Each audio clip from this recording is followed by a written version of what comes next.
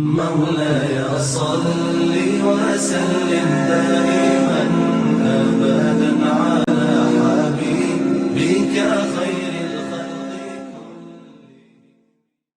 Bentar kita ingat Pak, Ibu, Mekah itu dilindungi Allah. Ka'bah itu sering kita sebut Makkah Al-Mukarramah, ya dah. Mekah itu dimuliakan Allah. Kenapa juga kena virus corona? Kenapa Allah biarkan? Saya jawab, karena tidak istiqomah. Negara Anda memang namanya negara Islam, tapi banyak praktek kehidupan yang mungkin belum Islami. Tidak usah jauh-jauh. TKW, kalau Anda betul-betul menghargai wanita, dalam Islam itu dijaga betul perempuan. Kenapa wanita dijadikan pembantu di sana? Kalau betul-betul bersaudara muslim istiqomah, suruh pulang nih, bawa duit, suamimu suruh usaha di Indonesia, bener enggak? Enggak salah. Apalagi ngapunten, ternyata berhala memang sudah tidak ada di sana, tapi duit tetap ada Pak. Yang jadi berhala itu sering uang, kalau istilah lain duniawiyah. Yang pernah ke Mekah, yang pernah ke Ka'bah, kalau saya pikir, saya kalau jadi rajanya Arab Saudi itu benernya Ka'bah itu harus jauh dari bangunan-bangunan duniawiyah, kepentingan pribadi, materi. 1 kilometer, jadi dari jauh Anda sudah bisa melihat Ka'bah. Coba Bapak ke sana. Saya tahun 93 pertama kali nginjakkan Mekah itu sudah deket baru bisa lihat dari ketinggian, tapi jauh tertutup oleh kepentingan-kepentingan duniawi. Apalagi sekarang hotel-hotel mewah. Untuk apa itu? Kadang-kadang menutupi Masjidil Haram itu. Tolong Pak, yang namanya Masjidil Haram itu jangan sampai pikirkan bangunannya dulu. Yang namanya Masjidil Haram itu ya Ka'bah itu. Dulu waktu pertama kali didirikan Nabi Ibrahim, tidak ada bangunan menara-menara itu. Itu yang namanya Masjidil Haram. Tidak salah kalau Allah juga membiarkan. Memang ini akhir zaman, bukan saya nakut-nakuti mau datangnya hari kehancuran, tapi ini perilaku yang tidak istiqomah. Kalau Anda istiqomah, jaga Masjidil Haram itu apalagi sering disebut raja itu Khadimul Haramain, pelayan 2 kota suci. Adil nggak Pak kalau itu 1 kilometer jauh bangunan itu? Kan sama, nanti Anda kaya berlebihan, naik plus atau naik minus sama, melakui 1 kilo, kan adil dong. Kalau orang yang berangkat haji, wah jangan khawatir Pak, yang umroh tambah tahun tambah banyak. Ini kalau antri saja disuruh antri itu, antriannya sudah sampai Sumenep sampai 2000 berapa itu, baru ada yang berangkat 2027 nggak salah itu, tambah lagi mungkin. Nah itu kalau diantri kira-kira sampai mana itu Pak? Yang Allah tuntut itu tadi itu apa? Balasan kepada orang-orang yang semasa hidupnya perbuatannya, orang-orang yang menyatakan Allah Tuhan kami, dan dengan istiqomah, tidak ada ketakutan, tidak ada rasa sedih. Mereka ini penghuni surga, kekal di dalamnya. Jazaa'an bima kanu ya'malun, balasan atas perbuatan kalian waktu hidup, balasan atas sikap hidup kalian waktu hidup. Bukan cuma ngomong Allah Tuhan saya. Yang suka baca surat Yasin pasti tahu ayat itu. Saya menemukan ada 2 ayat surat Yasin itu tegas Allah katakan, Yasin 54, pada hari kebangkitan nanti, yaumul qiyamah. Saya ulangi lagi Pak, yaumul qiyamah itu hari kebangkitan sesudah mati. Kalau hari kehancuran namanya bukan kiamat, sa'ah kalau di Indonesia kan jadi saat, tapi ini sudah salah kaprah di Jarno, ya salah terus. Kan hari kiamat itu sering bilang hari hancur toh. Siapa yang bilang kiamat itu hancur? Kiamat itu berdiri Pak. Qoma yaqumu itu. Aqoma kiaman. Kiaman itu berdiri.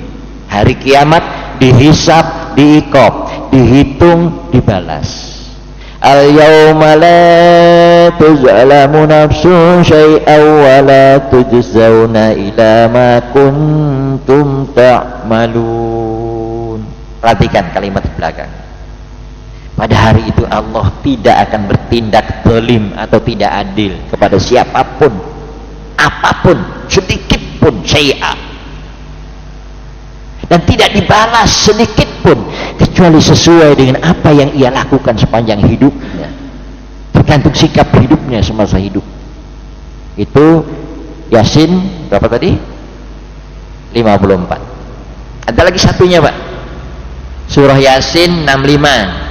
Tolong yang rajin baca ini, apalagi hafal, kira-kira hidup kita sudah sesuai nggak dengan surat Yasin, surat-surat yang lainnya itu. Tolong jangan hanya dihafal, jangan hanya dibaca ulang-ulang. Al-yawma nakhtimu ala afwahihim wa tukallimuna aydihim wa tashhadu arjuluhum bima kanu yaksibun. Hari itu nanti mulutmu tertutup. Kalau di masker gini masih bisa ngomong, yang bicara tangan, yang jadi saksi kaki-kakimu atas apa yang kamu lakukan. Masih ingat Pak, Ka'bah itu pernah mau dihancurkan tentara gajah. Masih ada suratnya kan? Surat Al-Fil. Pelakunya Ashabul Fil, bukan Ashabul Kahfi, Ashabul Fil. Alam taro kaifa fa'ala rabbuka bi ashabil fil? Tidakkah kamu saksikan bagaimana tindakan Allah kepada kaum tentara gajah? Tentaranya loh, bukan gajahnya. Jadi jangan salahkan gajahnya, yang numpak gajahnya yang sombong, angkuh. Mau meruntuhkan Ka'bah. Ka'bah itu kan kita tahu Pak, bangunan ditunjuk oleh Allah tempat sujud sampai sekarang jadi kiblat sholat kita, itu dibangun, didirikan oleh Nabi Ibrahim. Nabi Ibrahim itu Nabi yang benar-benar istiqomah dalam menuhankan Allah. Saya kira kita semua sudah hafal itu sejarahnya. Diperintah apa aja dilakukan, suruh nyembelih anaknya yuk gelem, total. Allah cukup mengirim burung-burung ababil, tidak sulit buat Allah. Fa arsala alaihim tayran ababil tarmihim bihijaratin min sijjin. Allah lempari batu-batu kecil dengan burung-burung itu, jadilah pasukan gajah itu, tentara gajah itu lumat seperti dimakan ulat. Itu menjelang kelahiran Nabi Muhammad. Siapa Nabi Muhammad itu? Penerus Nabi Ibrahim. Orangnya juga istiqomah. Kalau mau enak, Rasulullah itu tidak jadi nabi Pak. Itu sering juga saya ingatkan kamu teman-teman ustadz, Pak Ustadz, kalau sampai mau enak jangan jadi ustadz. Susah rusak kalau sudah mau jadi ustadz mau enak. Tuh, ya pilih pedagang, jadi pengusaha. Tapi kita diberi kelebihan oleh Allah memang untuk jadi ustadz itu. Tidak semua orang kan bisa jadi ustadz Pak. Dia sekolah pesantren belum tentu bisa ngomong ke saya sama saya ini. Oh ada dulu di pesantren pernah jadi guru saya. Di sini malah belajar ke saya, kan aneh tuh Pak. Tidak semua. Allah beri kelebihan kita berbeda. Wallahu faddala ba'dakum ala ba'din fir rizqi. Nah, saya teruskan Pak. Pernah dengar kalau Allah mau kan saya bilang tidak ada susah. Api yang panas itu harusnya kan membakar Pak. Api itu panas apa dingin Pak? Yang dingin kan es. Api itu kalau dibakar kan membinasakan, mencelakakan apa menyelamatkan? Kalau tidak percaya dijawab lagi. Ketika Nabi Ibrahim mau dibakar oleh Raja Namrud yang angkuh, orang yang betul-betul istiqomah, tidak ada penolong lagi kecuali Allah. Jadi imam membaca pertama kali al-haqqu lillah, kebenaran itu Allah, penolong yang sebenarnya itu Allah. Haqqun nasirin, penjaga yang sebaik-baiknya buat kita itu Allah, khairul hafizin. Nabi Ibrahim cuma berdoa, hasbunallah wa ni'mal. Nah, saya titip ini Pak, kita kan akhirnya tawakal kepada Allah, kan pasrah. Saya sudah pakai ini Pak, saya sudah cuci tangan, saya sudah juga atur-atur jarak-jarak, sekalipun hidup saya sekarang tidak seberapa enak. Tidak enak Pak hidup pakai masker itu. Makanya kalau kita dibandingkan dengan rombongan binatang yang namanya monyet, tiap hari loh tidak pakai masker, tidak pakai cuci tangan, malah kumpul enak-enak monyet itu Pak ya. Masa hidup kita kok seperti ini, kalah. Kita tidak mau seperti ini terus. Penolong yang paling ini tidak jelas, ini dimundur lagi katanya libur ini sekolah. Stres anak-anak itu Pak.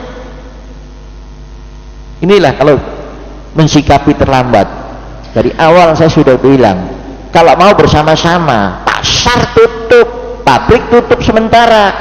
Kita berkorban semua, yang punya pabrik juga pemerintah, ayo semua. Kalau sudah tersebar begini, siapa yang bisa tahu? Malah orang awam Pak, orang awam di kampung, lah Pak corona dijaga nggak ketok, iso tak dia lewat sampai jaga. Yang awam-awam kan ngomongnya begitu. Tapi ada di kampung yang nggak ngerti corona, nggak pakai ini, nggak pakai gini, ditegur, loh nggak pakai masker, ada corona, apa itu corona? Karena dia nggak ngerti. Ini ada dalam Al-Quran buat contoh sekaligus. Kalau Allah mau, tidak ada yang bisa menghalangi. Ingat baik-baik. Tapi sebaliknya, kalau Allah tidak mau, tidak satu orang pun yang bisa memaksanya. Sekalipun kita doanya rombongan, sampean doa kalau kepepet, tapi kehidupan sampean yang salah, yang nggak benar sampean biarkan. Kita ini kan banyak tidak istiqomah Pak, ngapunten. Saya kalau melihat sesuatu yang nggak benar menurut Allah, saya biarkan, saya berarti tidak istiqomah sama Allah. Tapi kalau sampean dan saya meluruskan yang salah, nah itu memang risiko pahit, kadang dibenci orang. Tapi harus al-haqqu lillah.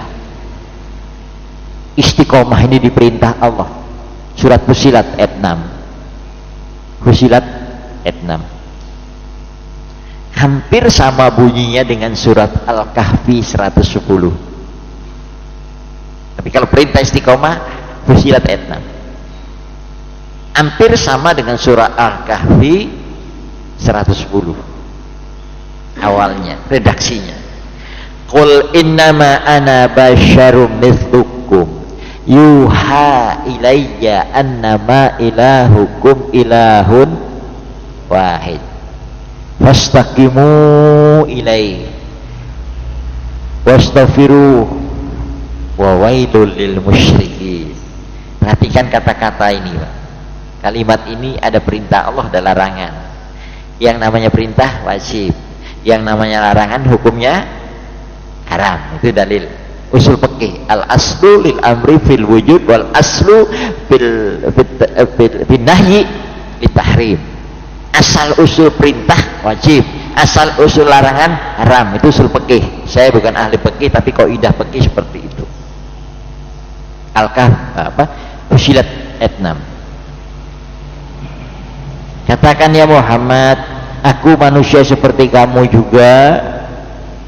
Yuha ilayya, diwahyukan kepadaku.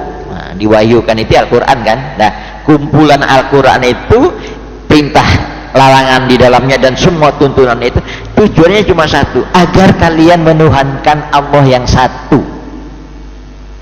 Ya yang tadi, qalu rabbunallah. Karena itu fastaqimu ilaihi, istiqomahlah kamu dalam menuhankan Allah yang satu itu. Wa wailul lil musyrikin wastaghfiruh wa wailul lil musyrikin. Perhatikan kata-kata syirik itu Pak. Celakalah bagi orang yang syirik, celakalah orang yang tindakan perbuatannya mensekutukan Allah. Sekali lagi Pak, berhala sudah nggak ada, patung itu nggak ada. Yang jadi berhala itu bukan patung sekarang, kadang jabatan kita, kadang duniawiah itu, keenakan-keenakan, Kadang bisa berupa popularitas diri zaman sekarang ini. Ya, coba lihat Al-Kahfi 110, hampir sama itu. Qul innama ana basyarum mislukum yuha ilayya annama ilahukum ilahun wahid faman kana yarju liqa'a rabbih falyamal 'amalan shalihan wa la yusyrik bi'ibadati rabbih ahada. Katakan ya Muhammad, aku manusia seperti kamu juga, diwahyukan kepada aku. Nah, kumpulan wahyu itu Al-Quran. Intinya annama ilahukum ilahun wahid, sesungguhnya Tuhanlah Tuhan yang satu. Sudah dirangkum menjadi kalimat yang singkat, la ilaha illallah. Tidak cukup, ditambah pelengkapnya. Contohnya wa anna Muhammadar Rasul. 17 kali, beberapa kali kita ulang-ulang ketika tahiyat itu. Asyhadu an la ilaha illallah, asyhadu anna Muhammad Rasulullah. Tolong masukkan di hati dan tercermin dalam perbuatan kalau menuhankan Allah dan menyontohkan Nabi.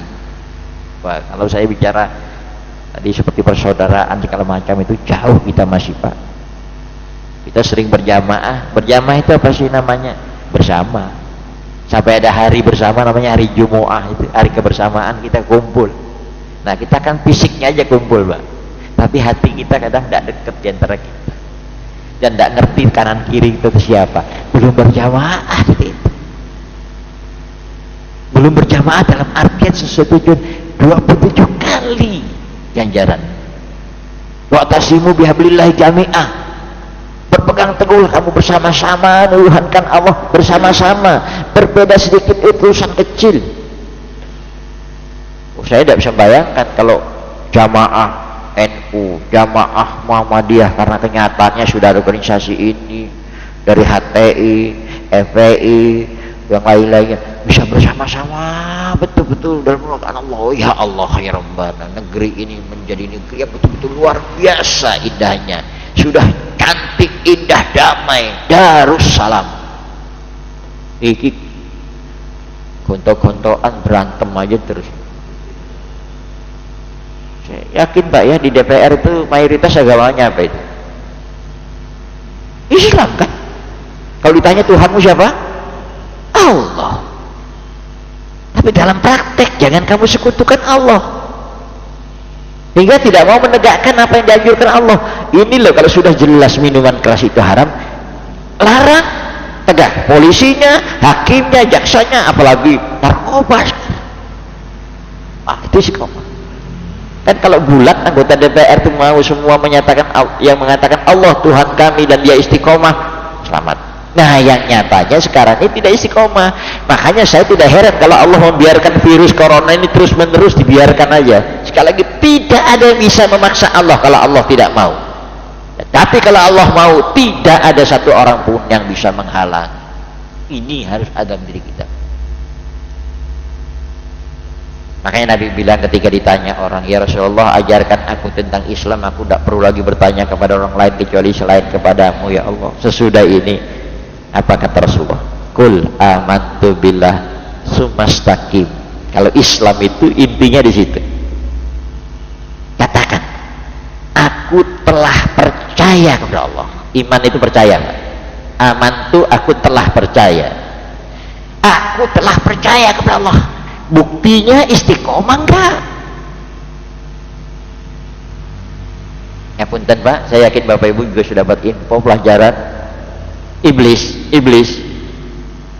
Kira-kira iman enggak sama Allah Pak? Iblis iman enggak sama Allah Pak? Iman. Tuhanmu siapa? Allah. Yang menciptakanmu siapa? Allah. Malah ada ustadz yang bilang iblis lebih taat tuh Pak, dalam artian bukan taat, lebih iman, lebih percaya sama Allah. Cuma kurang, tidak taat. Bukan kurang, tidak taat. Kita kurang taat. Sholatnya iya, iya. Pedulinya enggak. Umroh bolak-balik. Tapi saudara kita miskin, tidak punya rumah, kita biarkan. Nah, enggak kafir. Nah, iblis ditanya Tuhanmu siapa? Yang menciptakan kamu siapa? Sombong kan? Ketika disuruh sujud sama Adam, dia tidak mau. Percaya tapi tidak taat. pun dan sekitar kita insya Allah juga ada, dekat-dekat dari saya juga ada Pak. Sholat Jumat ada, Ramadan tidak siap, tapi mengaku agama Islam. Malah kadang-kadang dia kalau sakit ngomong, ya Allah, ya Allah. Saya pikir bisa nyebut Allah kok tidak sholat. Nah itu. Jadi Bapak sekalian, kalau kita ada manusia yang katanya muslim, yang katanya beriman sama Allah, terus tidak taat nurut kepada Allah, pertanyaannya lantas apa bedanya dengan iblis? Mudah-mudahan kita tidak termasuk orang seperti itu, tapi betul-betul istiqomah dalam beriman kepada Allah. Demikian Bapak sekalian, ini sudah ya waktu kita memang agak terang, tapi sebelum saya akhiri mungkin ada yang perlu disampaikan, dilengkapi. Monggo kalau ada masukan atau koreksi, nggak apa-apa. Monggo silakan Bapak sekalian. Kalau ada pertanyaan,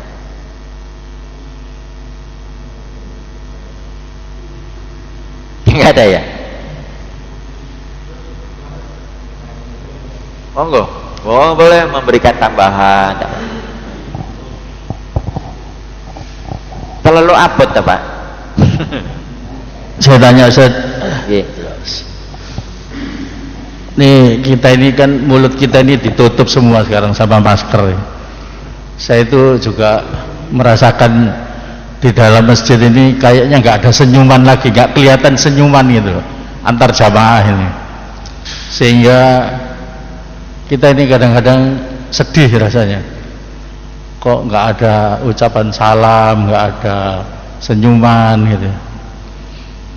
Ini bagaimana Ustaz? Apa perlu kita itu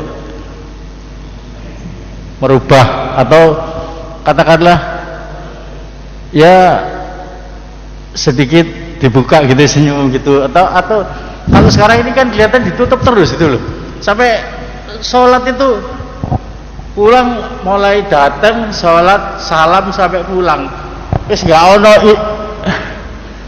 namanya silaturahim itu kita nggak ada senyum. Sedih rasanya. Kalau mungkin ini yang merasakan, mungkin kami dari pengurus masjid ini ya, kita merasakan itu. Ya. Itu Ustaz. Jadi apa namanya, kok semakin jauh kita, jarak kita dengan para jamaah ini kok jauh gitu. Ya. Mohon pencerahannya. Terima kasih. Kita jangan lupa ini Pak. Saya sering ingatkan sama kita baik lewat media sosial. Jangan lupa sifat Allah utama, Ar-Rahman Ar-Rahim. Allah kan Maha Pengasih, Maha Penyayang, Penjurah Rahmat. Keyakinan tadi kan saya bilang jangan terlalu takut. Terlalu takut itu penyakit. Falyabudu rabb hadzal bait allazi at'amahum min ju' wa amanahum min khauf. Ya, masyarakat antara kita beda-beda. Saya sendiri kadang-kadang ada jamaah yang mau selamatan, ada yang mau selaman tidak mau, ya tidak apa-apa. Mungkin kehati-hatiannya, hati-hati itu boleh Pak, waspada itu boleh, harus, tapi jangan takut. Takut itu penyakit. Terus dia cerita, saya di satu kampung datang Pak, nggak ada yang pakai ini. Ketika memberikan santunan, terus saya tanya, tidak pakai ini, ada corona. Apa itu corona katanya gitu kan? Jadi kita kadang ya hidupnya padahal biasa-biasa saja. Jadi nggak enak memang kita kalau begini jarang. Jadi ada tidak masalah kalau saran saya, khususnya memang tempat-tempat yang kita anggap rawan pakai. Tapi kita sebenarnya pakai masker itu kan buat kita juga susah bernapas sebetulnya. Kita pakailah. Ya kalau sambil dibuka sedikit senyum ya supaya masa ono masker gambar senyum itu Pak ono ya tidak mungkin, itu bukan senyum itu yang perlu kita jaga, terus kita praktekkan. Jadi sekali lagi jangan sampai karena ini membuat kita ketakutan. Kita percaya kepada Allah, hati-hati itu sama waspada itu wajib harus, tapi jangan takut. Kira itu yang paling. Masih ada yang lain Pak? Monggo? Nggak ada? Iya. Saya tekankan kembali, ingatkan lagi Pak. Jadi istiqomah itu bukan rajin ya. Tegak gini, mengikuti aturan tuntunan. Secara pribadi, kalau bisa keluarga kita, lingkungan. Nah, syukur-syukur kalau yang punya jabatan karena punya kekuatan. Ya, punya kekuatan.